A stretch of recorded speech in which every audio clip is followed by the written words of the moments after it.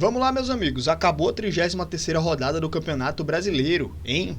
Jogos importantes, jogos decisivos e resultados marcantes nessa rodada. Vamos falar sobre cada um deles aqui, já pedindo o like de vocês aqui no nosso canal. É muito importante para que esse vídeo fique em alta e alcance mais pessoas dentro do YouTube. A sua inscrição também no nosso canal é importante demais para que a gente ganhe cada vez mais relevância dentro da plataforma e siga crescendo aqui no nosso trabalho. Beleza, meus amigos? Então vamos lá. Na tela aqui agora a tabela da classificação da Série A do Campeonato Brasileiro, com os resultados aqui da 33ª rodada. Deixa eu dar um zoom aqui primeiro para a gente poder falar sobre os jogos. Depois a gente passa sobre a tabela de classificação, tá? Primeiro, um Sport contra um Atlético Mineiro, um jogo que o Sport ele sai na frente e ainda amplia, né? O Sport abre 2-0 contra a equipe do Atlético Mineiro, e aí o que tudo parecia que seria mais uma vitória do Sport, né? Seria a terceira vitória do Sport no campeonato.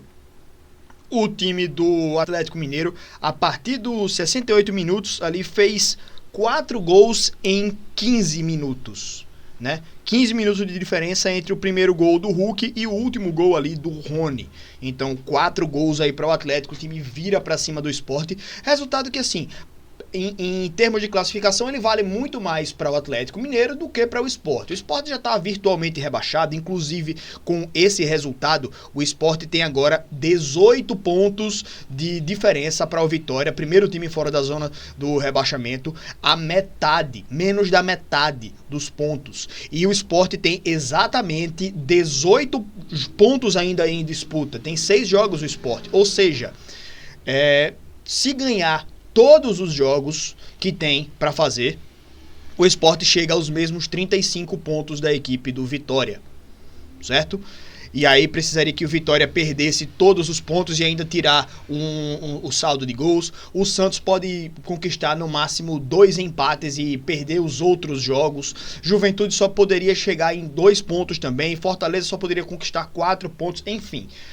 É a situação do Sport que muito possivelmente aí na próxima rodada já teremos aí matematicamente definido o rebaixamento da equipe do Sport. Inclusive, na verdade, o Sport pode até ser rebaixado matematicamente antes da próxima rodada, porque a gente tem o jogo entre Santos e Palmeiras, né? Se o Santos vencer a equipe do Palmeiras, o que eu não acho que vai acontecer, mas o Santos viraria com 37 pontos e 33 jogos, certo? E aí o Sport não alcançaria mais essa pontuação. Então pode ser já um rebaixamento matemático definido antes do início da próxima rodada para a equipe do Sport. O Atlético Mineiro, com essa pontuação, fica um pouco mais distante aí da zona do rebaixamento, 43 pontos, né? Dá um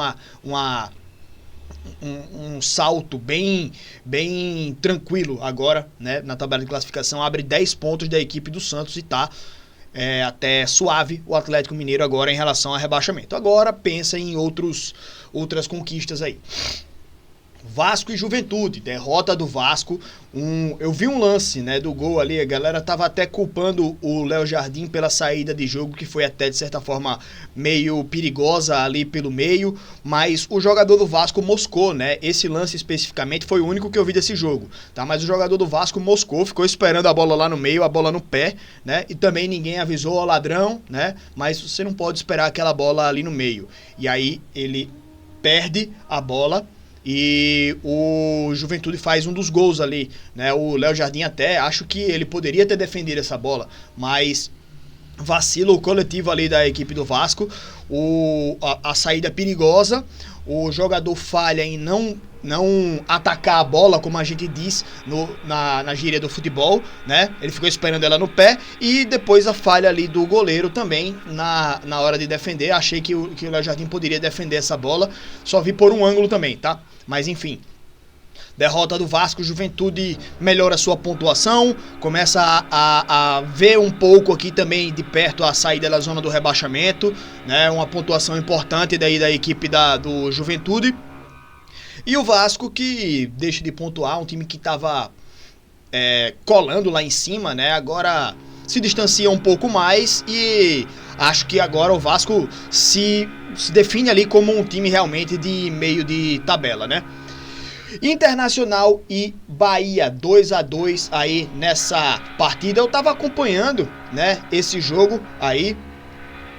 Jogo de algumas confusões ali, mas o Bahia conseguiu buscar um empate lá no finalzinho da partida e consegue um pontinho que era importante. Acho que o Bahia poderia ter buscado uma pontuação melhor. O Bahia poderia ter tentado vencer esse jogo. Acho que é um time até melhor do que o Internacional, mas que deu esse vacilo, tomou um 2-0 lá, né? E, bom, foi buscar no último momento ali da partida um pontinho, pelo menos, que foi importante aí para o time do Bahia. Resultado, o Internacional, que estava se afastando da zona do rebaixamento, agora fica a 4 pontos do Santos e o Santos tem um jogo a menos. E a equipe do Bahia, bom, com esse ponto não consegue se aproximar aqui do G4. Ainda está em zona de classificação para a Libertadores diretamente, porque Palmeiras ou Flamengo vão ser campeões da Libertadores e aumenta já uma vaga automaticamente, né? Mas aí o Bahia poderia ter aberto uma vantagenzinha ali para o Botafogo se tivesse ganho esse jogo, certo? Mas enfim, um pontinho que pelo cenário da partida foi até simbólico, né? Heróico, digamos assim, para o time do Bahia. São Paulo perdendo mais uma para a equipe do Bragantino, mostra realmente a fase ruim que vive o time do São Paulo. Corinthians 0 e Ceará 1. Na moral, eu não esperava o Ceará ganhando esse jogo, né? Eu tava imaginando que o Corinthians poderia conquistar esse resultado por jogar dentro de casa, mas o time do Ceará conquista 1-0 que afasta de vez aí, eu acho, o time da zona do rebaixamento, passa o próprio Corinthians, né, e fica numa zona ali em que tá numa posição agora, digamos, confortável em relação ao rebaixamento. Acho que o Ceará dá uma boa respirada aí em relação a essa briga contra a queda, tá? Cruzeiro 0, Fluminense 0. Mostra também um pouco, eu acho, do que o time do Cruzeiro briga no campeonato, né? Ou deixa de brigar. Um jogo como esse era um jogo para ele tentar se aproximar aqui dos líderes, né? Chegava a 66 pontos, jogando dentro de casa com o Fluminense, né? É um time chatinho o Fluminense, mas acho que o Cruzeiro poderia ter vencido essa partida, né? Então deixa aí pontos pelo caminho, mostra realmente que é um time que acho que ele não tem a mesma força que Palmeiras e Flamengo para brigar ferrenhamente por esse título, né? Algo que eu venho falando há muito tempo. Não deixa de ser uma grande equipe, não deixa de ser um time forte, o time do Cruzeiro, mas que eu acho que peca em algumas situações como essa. E o Fluminense, que pontua aí fora de casa contra um adversário forte, né? Acho que tá de bom tamanho pela circunstância da partida, mas o Fluminense ainda sonha aí com a vaguinha na Libertadores, né? Acho que fica nessa zona aqui, torce ali também para um Cruzeiro ganhar a Copa do Brasil, ou o próprio Fluminense, né, ganhar a Copa do Brasil, Fluminense e Vasco, Cruzeiro e Corinthians, né? Mas enfim, pode sonhar com a vaga direta na Libertadores ainda também pela Copa do Brasil, ou até chegando num G5 ou num G6, dependendo dos outros da Copa do Brasil, né? Enfim, acho que é um resultado satisfatório aí para o Fluminense. Vitória e Botafogo, cara. O Vitória, ele perdeu uma oportunidade, eu acho, de subir bem na tabela, né? Poderia ter vindo a 37 pontos, abria 4 pontos da equipe do Santos. Pode voltar para a zona do rebaixamento antes da próxima rodada ainda, se o Santos vencer o Palmeiras, o que eu acho improvável, mas que pode acontecer, né? E na próxima rodada, se não ganhar o seu jogo, pode ver o Santos voltar a ultrapassar o Vitória também, né? Então, assim, jogava dentro de casa. Botafogo é um adversário muito difícil, era um adversário bem indigesto para o Vitória, mas pelo menos conquistou um pontinho ali. Né, o Botafogo é um bom time e o Vitória, acho que esse ponto aí foi importante também, mas acho que fica sempre aquele gostinho amargo, né, de podia estar numa situação mais confortável ali. Flamengo e Santos, aí a gente entra num rol de partidas bem decisivas aqui, né? Flamengo 3, Santos 2, valendo a primeira posição do campeonato. Né? O Flamengo abre 3-0 contra a equipe do Santos e vê o Santos no finalzinho ali fazer 2 gols. Aí é onde a gente entra no quesito assim, O Flamengo venceu, tomou esse apertozinho lá no final, né? Pertinho dos acréscimos, o Santos fez os 2 gols, meio que dá um frio na barriga, mas conquistou os 3 pontos. Viu o Palmeiras perder o seu jogo logo na sequência, o que fez com que o Flamengo colasse na mesma pontuação do Palmeiras, lá na primeira colocação, tá? Mas é o seguinte, a gente teve 2 pontos interessantes aí. Um que é tipo uma zoeira, né? Que a gente viu um vídeo do Sormani antes da partida dizendo: se o Flamengo for esperto, ganha do Santos de 1 ou 2 gols. E parece que esse cenário, ele foi bem, entre aspas, aí entra a zoeira, premeditado pela equipe do Flamengo, porque a gente viu o Sormani dizendo: se o Flamengo for pra cima do Santos com tudo, enfia uma sacola, 4, 5, 6, 7-0 no Santos, e aí desaba o moral da equipe do Santos para o jogo contra o Palmeiras. Se o Flamengo ganha de 1 ou 2 ali, o Santos ainda fica na cabeça com aquela ideia de que tá disputando, né, e que disputou bem contra um Flamengo e tal, e pode ir empolgado contra o Palmeiras. E aí o Flamengo parece que meteu 3-0 e disse: eita, lembra o que o Sormani falou? Deixa os caras fazerem uns 2 golzinhos aí o Santos lá faz 1, faz 2 e termina o jogo nessa empolgação, né? E pensando já na próxima partida também. E aí parece que o cenário foi desenhado, né, pra isso. Bom, brincadeiras à parte, eu acho que o Santos, entre aspas, termina em alta ali o final do jogo, sabendo que pode tentar buscar algo mesmo contra adversários mais difíceis. E aí, agora encara a equipe do Palmeiras, né? Realmente é um cenário que parece que faz sentido isso tudo, né? Agora teve outro ponto também após a partida, a entrevista do Neymar.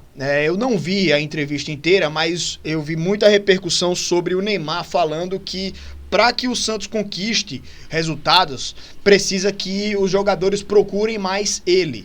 E aí assim, cara, o Neymar, com todo respeito, embora eu continue achando que é um jogadoraço, hoje pra mim o Neymar é o jogador mais técnico que o Brasil tem em atividade. É porque ele fisicamente não consegue mais acompanhar o nível dos jogos, ele não consegue atingir o 100% porque ele sempre tá machucado, né? Ele sempre tem algum problema físico, algum problema que não deixa ele engatar aquela sequência pra ele voltar a jogar o que ele jogava no auge, né? Na melhor fase. Não sei nem se ele consegue voltar a isso, né? Um jogador que fisicamente tá muito frágil, o Neymar. Ele tem se fragilizado, né, nos últimos anos. E aí, bom, ele não consegue mais exercer esse papel e acho que hoje ele sequer é o protagonista da equipe do Santos. Tanto é que foi bem frisado por um dos veículos de comunicação que eu tava vendo, que foi uma falta de respeito do Neymar com os companheiros dele, que inclusive depois da saída dele é que o Santos faz os 2 gols, né? Então sem ele em campo o Santos jogou melhor do que com ele em campo, fazendo 2 gols ali. Claro que tem todo o contexto da partida, mas enfim, acho que o Neymar também ele precisa não querer chamar toda a responsabilidade para ele, para que centralizar, para que todo mundo busque ele dentro de campo. Ele precisa buscar mais o jogo também, ele precisa buscar mais os companheiros, ele precisa se esforçar mais para o coletivo e não o coletivo focar para ajudar ele, tá ligado? Acho que ele precisa mudar um pouco também esse pensamento, né? Teve também essa questão aí na partida entre Flamengo e Santos. Mirassol e Palmeiras, se a gente olha para esse jogo no começo do campeonato, a gente diria que é um resultado impressionante, né? O Mirassol vencendo o Palmeiras. Mas, cara, o Mirassol, pelo que eu dei uma olhada, né? O Mirassol, ele não perdeu nenhuma partida dentro de casa, no campeonato inteiro. E já jogou contra praticamente todo mundo, né? Então, assim, o Mirassol não é um time que... É um time, na verdade, que ele pode ganhar de qualquer um, cara. Qualquer adversário do Campeonato Brasileiro, o Mirassol pode vencer, principalmente jogando dentro de casa, certo? E aí a gente fica nessa questão, né? Agora contra o Palmeiras, cara, imaginei que o Palmeiras fosse ganhar o jogo, certo? Mesmo toda essa qualidade aí do que o Mirassol vem apresentando, todos esses bons resultados, esse retrospecto dentro de casa que é muito positivo, imaginei o Mirassol, um Palmeiras mais completo, mais inteiro do que o Mirassol, para uma partida como essa. Principalmente estando aonde está o Palmeiras, né? E aí, perdendo essa partida, mesmo que empatasse, né? O time do Palmeiras, acho que seria até melhor. Mas, assim, segue na liderança o time do Palmeiras. segue na primeira colocação, tem uma vitória a mais que o Flamengo, mas poderia ter até 69 pontos aqui, né? Um ponto a mais do que o Flamengo, sabe? Então, acho que é um resultado que o palmeirense fica insatisfeito, obviamente. Ninguém vai ficar feliz com uma derrota, mas acho que o Palmeiras ele poderia ter um resultado melhor contra o Mirassol. O Mirassol vem fazendo um grande trabalho, o Mirassol vem fazendo um campeonato surpreendente, impressionante e cada vez mais se consolidando lá como uma das melhores equipes do campeonato, né? Há muito tempo, há muitas rodadas, o Mirassol está no G4 do Campeonato Brasileiro, certo? Então vem fazendo um campeonato impressionante, surpreendente e mais um grande resultado da equipe do Mirassol, né? Que, como eu falo, é um time que pode vencer qualquer um nesse campeonato e vencer somente o líder, né? Apenas, só. Então, vem corroborando aí com os bons resultados que a equipe do Mirassol vem apresentando. Então, mais uma grande apresentação da equipe do Mirassol vencendo o Palmeiras e o Flamengo que agradece, né? E por último tivemos um Fortaleza e Grêmio. Fortaleza que sai na frente, toma a virada e busca o empate. Cara, o mais impressionante nesse jogo foi o primeiro gol que o Fortaleza tomou. Pesquisem aí, cara, é algo absurdo, né? Um goleiro de um time de Série A não pode tomar um gol desse nem a pau. Se a gente já tá falando da falha do Vasco no jogo contra o Juventude, imagina a falha desse jogo do goleiro do Fortaleza. Bola aérea, bola na área, o goleiro sai e pega ela. O atacante do Grêmio, como quem não quer nada, continua correndo e se esconde atrás do goleiro. Tem uma câmera, um ângulo por trás do gol que mostra até inclusive o Brites avisando, eu acho que é o Brites, avisando ao goleiro que tem um cara atrás dele, mas o goleiro já estava jogando a bola no chão para sair jogando com os pés. Já soltou a bola no gramado e ia sair jogando com os pés. O jogador do Grêmio antecipa, toma a bola dele e faz o gol. 1-1, Fortaleza e Grêmio, né? Um goleiro de nível de Série A, mesmo que tenha sido um goleiro reserva, ele não pode tomar um gol desse, né? É um gol que faz com que o Grêmio empate a partida naquele momento, né? E dá meio que uma estremecida na confiança ali dos jogadores, né? Todo mundo fica bem assustado, bem preocupado. Claro que abaixa a moral de todo mundo tomar um gol daquele e toma a virada depois, né? Fortaleza vai buscar ali o empate no segundo tempo, mas se não toma esse gol, o jogo poderia ter tido outro direcionamento. O Fortaleza ampliando o placar ou segurando esse 1-0, né? Então, um gol como esse, ele abala o time, o moral da equipe. Então, e foi um gol que foi decisivo no placar, né? Foi 2-2. Se não tivesse tomado um dos gols, teria sido 2-1. Claro que o andamento da partida muda, mas, bom, pode ter sido um jogo em que o Fortaleza perdeu 2 pontos exatamente por conta desse lance, diretamente, tá? Um duelo que poderia ter sido direto. Se o Fortaleza vence esse jogo, ele tinha ido a 32 pontos, ficaria a 3 pontos do Vitória, mas com esse empate fica a 5 pontos do Vitória. E o Grêmio que se perder estaria com 39, né? Não é uma pontuação baixa a equipe do Grêmio, tá 7 pontos da equipe do Santos, não sei se ainda segue nessa briga, digamos assim, contra o rebaixamento, né? Acho que mais uma vitóriazinha do Santos ali, do Grêmio, ele consegue a pontuação que precisa para escapar. Mas que foi um ponto que, bom, pode ter sido até razoável para o Grêmio, mas para o Fortaleza esse empate aí, ele é terrível.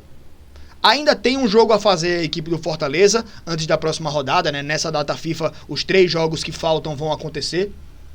Mas o Grêmio, ele consegue uma boa pontuação e o Fortaleza deixa de se aproximar da equipe do Vitória.